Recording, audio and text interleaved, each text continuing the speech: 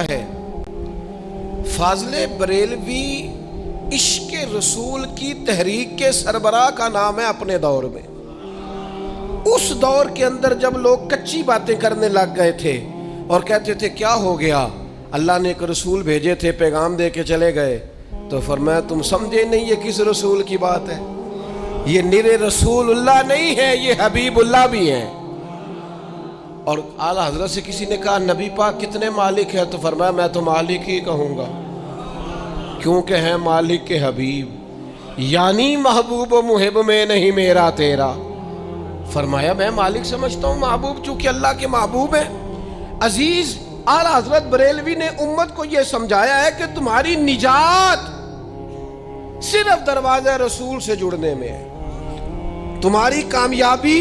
صرف اور صرف نبی پاک کی غلامی میں۔ تم جب تک اپنے آپ کو پورے طور پر حضور سے جوڑ نہیں لیتے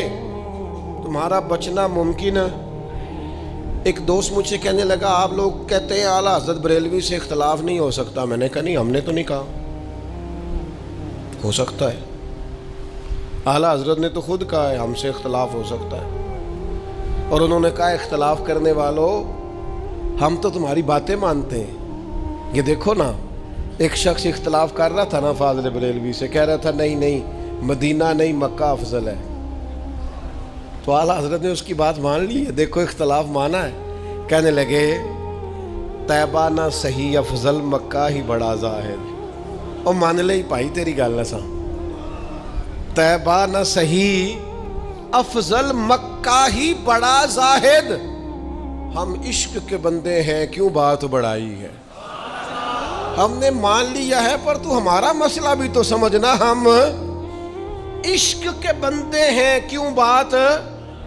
بڑائی ہے۔ پھر نقطہ دیا فاضل بریلوی نے، فرمانے لگے تم مسئلہ نہیں سمجھتے، مکے میں ایک نیکی کریں تو 1,00,000 کے برابر ہے، اور اگر ایک گناہ ہو جائے تو وہ بھی لاکھ ہی جائے۔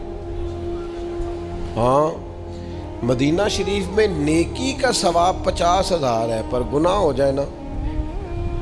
تو لکھا کتنا جاتا ہے، ایک ہی۔ اور پھر دوسری بات یہ ہے کہ اللہ کہتا ہے اگر کبھی تم اپنی جان پہ ظلم کر لو نا